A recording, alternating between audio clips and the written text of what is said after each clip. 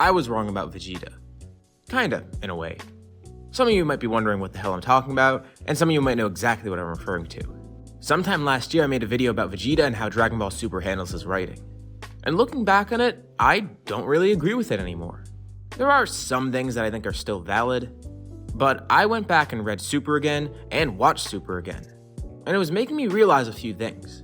I might cover those other things in other videos, but one of the biggest things I noticed was I actually liked Vegeta, which is strange because I remember that video that I made. I didn't lie in that video about the points that I made.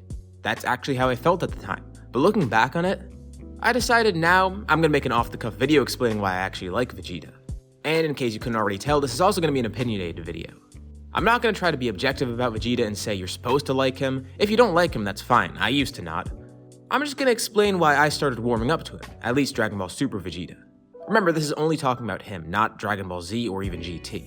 So there were some other things that I brought up in that last video that still hold up today, at least in terms of my point of view for Vegeta. There are still some things that Super did that I didn't really like for him, but that was mostly in the beginning parts. And that's where a lot of my issue came from. The way he was handled in the anime wasn't really too interesting for me. And this goes for the manga too, but it's mainly those first few arcs. He ranged from mediocre to just forgettable, with his character either feeling rehashed at some points, or with him just doing nothing of value. And that was my big issue with him. He was there, but he wasn't really doing too much. He would have a few cool scenes here and there, but most of the time it just felt like he was being obsessed with Goku. Now, I don't think his rivalry with Goku is bad at all, I'm gonna get more into that later. It's just the way it was handled here in these early parts of Super. Vegeta seemed obsessed with it, and it didn't seem like he liked Goku either. He was just still kind of being an ass, only focused on surpassing Kakarot and nothing else. But like I said, there were some good moments. A lot of the stuff with his family I think was really good. There's also a few cool scenes here and there, at least for me. Him meeting Kaba and training him getting mad about Beerus hurting Bulma, or one of my personal favorites, his beatdown of Goku Black. His character shines through in moments like these, but that's the issue. It's only moments like those. It wasn't an overarching thing. Vegeta wasn't characterized like this throughout the whole series. Sometimes he was just there. It's like what Toppo was saying, he was second fiddle to Goku, and that was really it. But I think he's become a lot more interesting recently. So at the time of recording this video, it's the beginning of June, and the Granolah arc hasn't concluded, but it's almost concluded. And Dragon Ball Super Superhero isn't even out yet, but as far as we could tell, it doesn't seem like Vegeta's gonna be a big part in that anyways, so I'm probably not missing too much. So hey, just like the last video for all I know, this could be outdated in a year. Maybe I'll just realize, oh yeah, I don't like Vegeta anymore. So I think I've mentioned a few times before that I think Vegeta doesn't really quote-unquote deserve a win. But I'm kinda gonna go back on that a bit. I think if done correctly, giving Vegeta a win could actually feel very good for his character. I'm not saying he needs one, just that if it is done right, it'll be very beneficial. And who knows, maybe at the end of the Granolah arc, he'll be able to defeat Gas. But even if not, it's whatever. A lot of people think that Vegeta needs a victory, but personally I think that the writers don't need to hand Vegeta a victory just for the sake of giving him a victory over a main enemy. He still hasn't had that yet, and I'm starting to like Vegeta anyways. You don't necessarily need that victory there. There are a lot of other ways to make a character intriguing than just having them win everything. But if the victory is earned and makes sense, and plays into his character somehow, again, like in the Granolah arc with playing into Ultra Ego and all, then in that case, it could be very beneficial.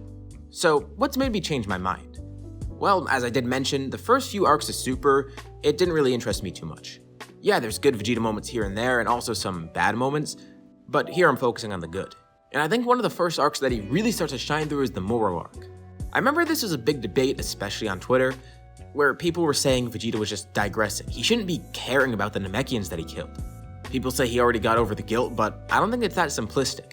So in the Moro arc, Vegeta was feeling a lot of guilt for what he did to the Namekians, and I guess by extension all the other terrible things he did in life.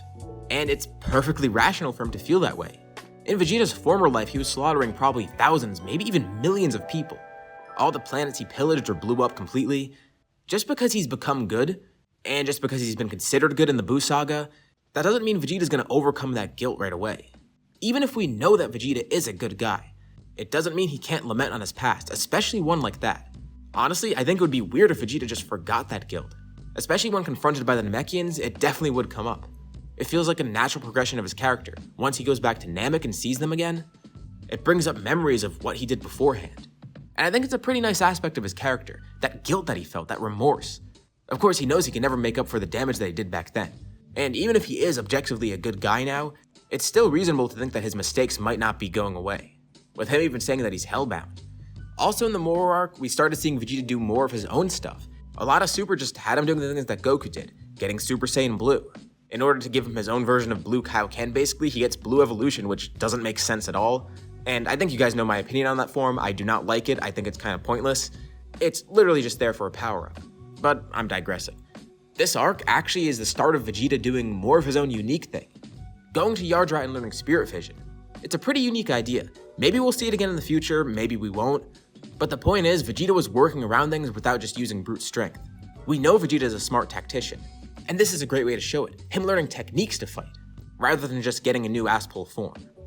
Although, I will mention, the Moro arc does have a little bit of Vegeta trying to get ahead of Goku again, in that same way that we've seen throughout Super. Which isn't necessarily bad, but the way it was written was a little bit annoying, I guess, because it was the same stuff that we've seen before. Like with him placing more importance over surpassing Goku than surpassing Moro. But other than that, I do like how he was characterized in that arc. Speaking of new forms though, there is Ultra Ego. A good transition into the Granolah arc, which I think continues this thread line of what Vegeta was feeling in the Moro arc. Although he goes about it in a different way. In order to achieve what Beerus wants him to achieve, Vegeta has to revert back to his old self, but he simply can't. I remember I had a huge problem with this when the arc first started, but it turned out Vegeta was doing this purposefully. And it actually works in a way. With him trying to become that cold self that he once was, he realized that he simply couldn't do it. Which just further proves how much Vegeta's changed. He can't go back to that old way, even if he tries to purposefully. Which is great. It gives him a hurdle that he needs to overcome for his power. And I do like the direction of Ultra Ego. Now this form, I know some people might be mixed on it, but I think it's good. I think it works narratively because it gives Vegeta his own thing to work towards. It's a nice foil to Goku's Ultra Instinct. And it didn't come out of nowhere because we've seen something similar like this before with Toppo. Vegeta having a form based on the power of the Destroyers, it makes sense. And it actually works really well in my eyes. Giving Vegeta a unique path to go down is great. I love it. It gives him a way to catch up to Goku that isn't artificial, and is also unique. The writers could have easily just had Vegeta unlock Ultra Instinct randomly, or give him a new random blue form, but this is a great way for the rivalry to flourish. Vegeta's training under Beerus, Goku's training under Whis. Each of them's getting an opposite technique, but each of these forms are both powerful, just in their own way. And just like Goku's Ultra Instinct embraces his martial arts side, Vegeta's Ultra Ego embraces his Saiyan side, that Saiyan pride which came up again in the last chapter of the Granolah arc, at the time of recording this at least. That battle spirit of Vegeta's, it plays into this form, it works so well with him. This form doesn't feel like it just came out of nowhere. And not just that, it fits Vegeta perfectly. It both feels like a natural inclusion, and a fitting inclusion. And I did mention the rivalry beforehand. I think the rivalry between these two is getting much better than before. The Granolah arc kind of displayed this, at least so far. The chapter of Ultra Ego Vegeta and Ultra Instinct Goku fighting together really shows this. The two of them actually seem to like each other. The Moro arc did have some of this, where the two had some pretty genuine interactions, and we even saw this in the Goku Black arc, a little bit in the anime, but mostly in the manga, like that one scene where they were fighting the merged Zamasu army. But it's like I was saying at the beginning of the video, there was a few moments with Vegeta that I like sprinkled about. And now it seems like a much more consistent version of Vegeta. One who actually likes Goku, one who just doesn't hate Goku and tries to surpass him.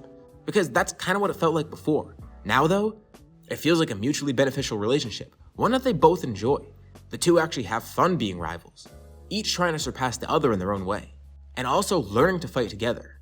And it's weird because this kind of goes back to the Broly movie even.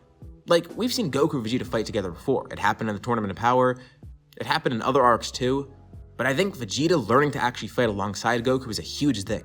It makes the rivalry so much more enjoyable instead of just a game of catch-up. And I want to see more of that, more of the two of them working together. More of Vegeta going down his own unique path that keeps him interesting but also keeps him relevant. Instead of just being in Goku's shadow trying to catch up to him, this is a great direction.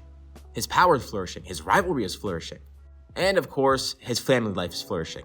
I did mention I like seeing his interactions with his family, whether it be with future Trunks or present Trunks, Bulma, and Bra. That has been one aspect of Vegeta that has consistently been good, I think. And you know what, I actually might make a video on that because I really like the slice of life stuff in Super because it's really done well. Honestly, one of my favorite parts of the series. But this is about Vegeta, and I think I've summed up my points enough. So what do you guys think? Did you agree with me before? Do you agree with me now? Do you disagree? It is a discussion video after all, so let's start discussing. Drop a comment below and let me know what you guys think. Also, be sure to drop a like on the video because it really helps out the channel. And if you haven't already, subscribe as well. And hit that bell icon so you're notified of more videos like this or just any other uploads in general. Anyways, I want to thank you all for watching. Hopefully you enjoyed this format of a more off-the-cuff video, and I'll see you on whatever's next.